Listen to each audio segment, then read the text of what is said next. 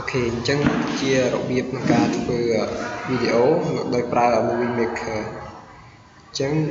Movie Maker គឺជា software មួយដែល free ទេដែលយើងអាច download វាស្រួលការ download ហើយ install ហើយវា spec ទៅទេចឹងយើង click ទីនេះដើម្បីយើងប្រើទៅយករូបភាពឬក៏វីដេអូយើងចង់ add ចូលណាសូមចង់ថារូបភាពយើងសូមយើង add រូបភាពចូលនេះថាយើងយករូបភាពទាំងអស់ហ្នឹងណាទៅ combine គ្នាធ្វើជាវីដេអូមួយអញ្ចឹង add វីដេអូរូបភាពនេះអញ្ចឹងពេល play នេះឃើញ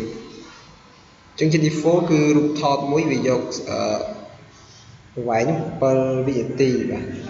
អញ្ចឹងឃើញវា7វិនាទីហើយវាអត់មានមិនអីទេអញ្ចឹងខ្ញុំមិនតន់នេះទេខ្ញុំខ្ញុំ add ជាមួយនឹងវីដេអូបន្ថែមទៀតបាទអញ្ចឹងខ្ញុំទៅរកវីដេអូមកសារវីដេអូវាមានរបស់ថ្មីមួយចំនួនដែលយើងនឹងស្វែងរកចឹងដល់ចម្រៀង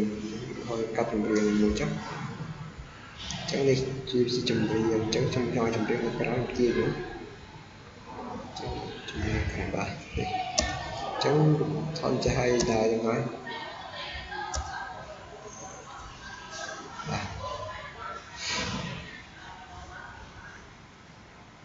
ផលិតកម្ម LD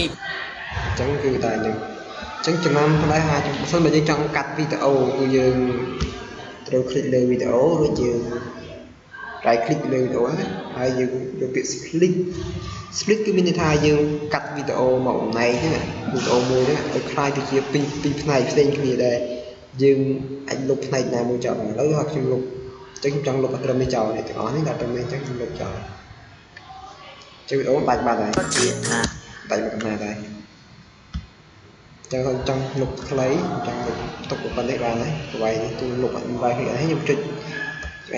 right click ហើយយកពាក្យ remove បាទអញ្ចឹងខ្ញុំចង់ add animation ឲ្យរូបភាពអញ្ចឹងខ្ញុំគ្រាន់តែចុចលើពាក្យ animation នៅលើបារនេះហើយខ្ញុំរើសប្រភេទ animation នេះតែខ្ញុំចង់ដាក់វាមានច្រើនប្រភេទជាងឯងដាក់អញ្ចឹងនេះគឺដាក់ម្ដងមួយឬយើងអាចដាក់ទាំងអស់តែម្ដងយើង click ទាំងអស់តែម្ដងហើយដាក់ animation ឲ្យវា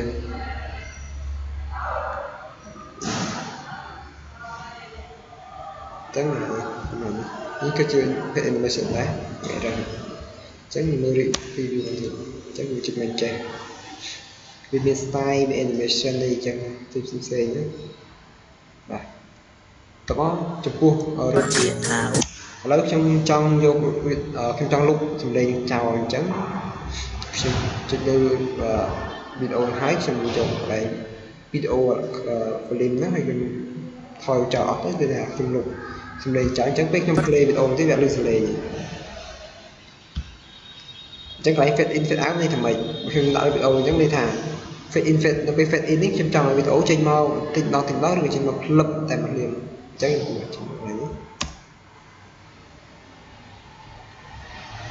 ឹងពេលវីដេអូ play មកតិចម្ដងតាម fast slow អញ្ចឹងសម្លេងចេញមកតិចម្ដងអញ្ចឹងពេលចុងក្រោយខ្ញុំឲ្យចេញតិចម្ដងឲ្យចេញ slow ឲ្យបាត់ទៅ slow នេះឮសម្លេងខ្លាំងអញ្ចឹងវាតិចម្ដងទៅរហូតដល់បាត់អញ្ចឹងខ្ញុំអាច add music ថ្មីចូលបានណា add music អញ្ចឹងខ្ញុំយក music ខ្ញុំ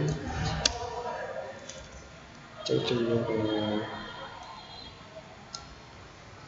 នេះជា page music ចូល add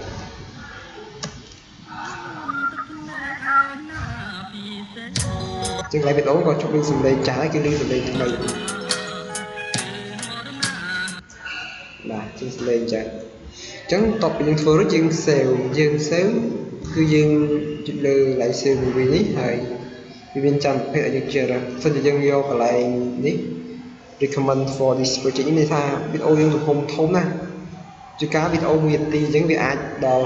50-60 megabyte អញ្ចឹងទំហំធំយើងចង់បានអញ្ចឹងអាច scroll ទៅក្រោមយើងរកប្រភេទមួយណាដែល small អញ្ចឹងនេះ small ដូចមួយចុះអញ្ចឹងខ្ញុំ save ទៅ movie នឹងត្រូវបាន save ហើយ page វីដេអូ